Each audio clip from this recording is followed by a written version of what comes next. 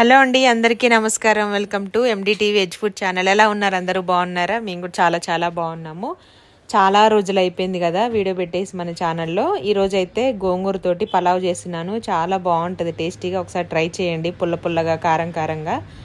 ముందుగా 2 కట్టలు గోంగూర తీసుకొని నీట్గా ఆకులు తెంపేసి పక్కన పెట్టేసుకోవాలన్నమాట. వాటర్లో 2-3 సార్లు బాగా వాష్ చేసిన తర్వాత మనం దీన్ని నెక్స్ట్ ప్రాసెస్లోకి వెళ్ళాలి. మరీ డ్రైగా చేయాల్సిన అంత అవసరం లేదు ఈ రెసిపీకి, ఎందుకంటే కొంచెం తడిగానే ఉంటుంది కాబట్టి మనకి ఏమంత తడిగా ఉన్న పెద్ద ప్రాబ్లం ఏమి ఉండదు. ముందుగా అయితే గోంగూర 2 కట్టలు తీసుకున్నాను. 2 కట్టలు గోంగూరకి గ్లాసున్నర బియ్యం అయితే కరెక్ట్గా సరిపోతుంది. ఇది ఎర్ర గోంగూర, పులుపు ఎక్కువగా ఉంటుంది కాబట్టి 1.5 గ్లాస్ అయితే నాకు కరెక్ట్గా రైస్ సరిపోయింది. ఆ పులుపు కారం అనేదంతా నీళ్ళల్లో వేసి బాగా మిక్స్ చేసిన తర్వాత 2-3 సార్లు కడగాలి. ఇసుక ఎక్కువగా ఉంటుంది కదా, మళ్ళీ తినేటప్పుడు కొంచెం డిస్టర్బెన్స్గా ఉంటుంది కాబట్టి నీట్గా వాష్ చేసుకొని పక్కన పెట్టేసుకోండి.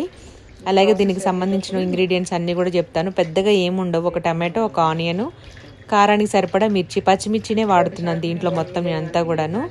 కొంచెమేమో గోంగూరలో వేసి 4 పచ్చిమిర్చి ఉడికించుకోవాలి. ఆ తర్వాత మనం తాలింపులో వేసుకోవడానికి 5-6 పచ్చిమిర్చి, మొత్తం 10 వరకు పడతాయి. కొంచెం స్పైసీగా ఉన్న మిర్చి, గోంగూర కదా పుల్లగా ఉంటుంది, మరి ఎక్కువ పుల్లగా ఉన్నా ఆ ఫ్లేవర్ అనేది తెలియదు. కొంచెం స్పైసీగా కూడా ఉండాలి. మీ టేస్ట్ని బట్టి మీరైతే అడ్జస్ట్ చేసుకోండి. గ్లాసున్నర బియ్యానికి 2 కట్టలు ఎర్ర గోంగూర అయితే సరిపోతుందండి. అంటే కట్ట సైజుని బట్టి. ఇప్పుడు వీడియోలో చూస్తున్నారు కదా ఇంత గోంగూర. ఇట్లా బాగా వాష్ చేసి మళ్ళీ ఒకసారి వాటర్ తీసుకొని మళ్ళీ వేసుకొని మళ్ళీ నీట్గా క్లీన్ చేసేసుకున్న తర్వాత మళ్ళీ ప్లేట్లో తీసేసుకుందాము.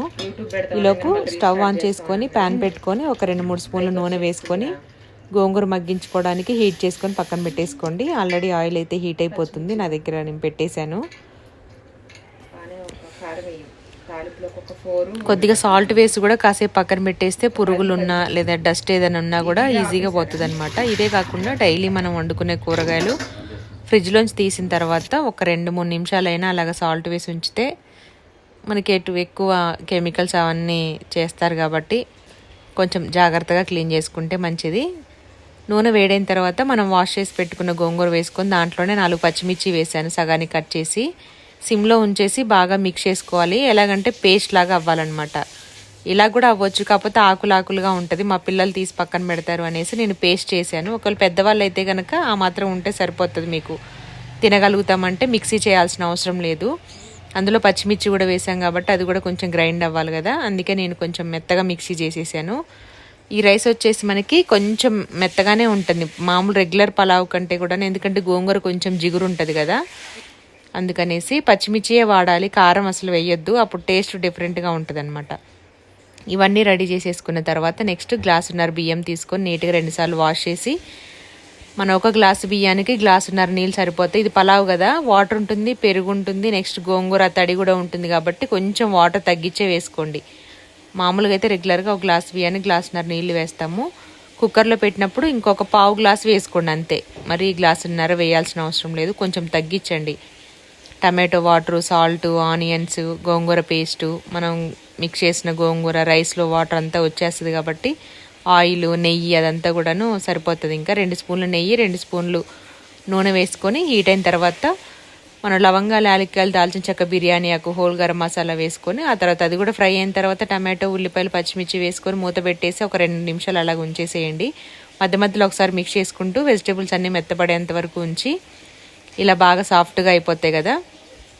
ఈ స్టేజ్లో ఉన్నప్పుడు మనం దీంట్లో యాడ్ చేసుకోవాలి 1 by 1 మనకైతే ఏమేమి ఇంగ్రీడియంట్స్ యాడ్ చేస్తున్నాం అనేది. ఫస్ట్ గోంగూర పేస్ట్ చేశాను కదా, అది కూడా యాడ్ చేసుకుంటున్నాము. నాకైతే 1 కప్పు వరకు పేస్ట్ వచ్చింది 2 కట్టల గోంగూరకి, కరెక్ట్గా సరిపోయింది. ఇది ఫ్రై అయ్యేటప్పుడు మంచి వాసన వస్తుంది. డైరెక్ట్గా ఇలా కూడా మనం రైస్లో వేసుకొని తినేసేయచ్చు, అంత బాగుంది. టేస్ట్కి సరిపడా సాల్ట్, 1 పావు టీ స్పూన్ పసుపు, అలాగే నెక్స్ట్ కొంచెం ధనియాల పొడి, 1 పావు టీ స్పూన్ అల్లం వెల్లుల్లి పేస్ట్ వేసుకొని బాగా మిక్స్ చేసి మళ్ళీ కొంచెం నూనె పైకి వచ్చేంత వరకు అయితే ఉడికించుకోవాలన్నమాట. ఇది కొంచెం ఇట్లా పైకి ఉండడం వల్ల గిన్నె అనేది సరిగ్గా కనిపించట్లేదు. ఇదంతా బాగా పచ్చివాసన పోయేంత వరకు మగ్గించేసుకోవాలి. ఇది బాగా పూర్తిగా మగ్గిన తర్వాత ఇంకా రైస్ వేస్తామనుకున్న ఆ స్టేజ్లో 1 అరకప్పు పెరుగు యాడ్ చేసుకొని, కొద్దిగా మిక్సీ జార్లో పేస్ట్ ఉంటే దాంట్లో వాటర్ కూడా తీసేసుకొని యాడ్ చేసుకోవాలి. ఆ తర్వాత మనం కడిగి పెట్టుకున్న గ్లాసున్నర బియ్యం వేసేసుకొని మిక్స్ చేసిన తర్వాత దాంట్లో ఎంత సరిపోతుందో దాన్ని బట్టి మనం అడ్జస్ట్ చేసుకోవాలన్నమాట. ఇప్పుడైతే వాటర్ కూడా యాడ్ చేశాను. నాకు ఒక గ్లాస్ వాటరే సరిపోయింది. అంటే చూసుకుంటూ అందాదిగా వేసాను. మనం వేసిన వాటర్, పెరుగు, గోంగూర పేస్ట్ అంతా కలిపి ఒక గ్లాస్ వాటర్ అయితే కరెక్ట్గా సరిపోయింది గ్లాసున్నర బియ్యానికి. ముందే చెప్పాను కదా అవన్నీ వేస్తాం సరిపోతుంది అనేసి. 3 విజిల్స్ పెట్టి ప్రెజర్ పోయేంత వరకు ఉంచి నెక్స్ట్ అయితే వడ్డించేసుకోవాలి. చాలా చాలా బాగుంటుంది. వేడి వేడిగా తీసి ఇంకా ఆనియన్స్ నంచుకుని తింటే చాలా బాగుంటుంది. ఇంకా పులుపు ఇష్టపడే వాళ్ళైతే అప్పడమో లెమన్తో కూడా తినొచ్చు. Thank you.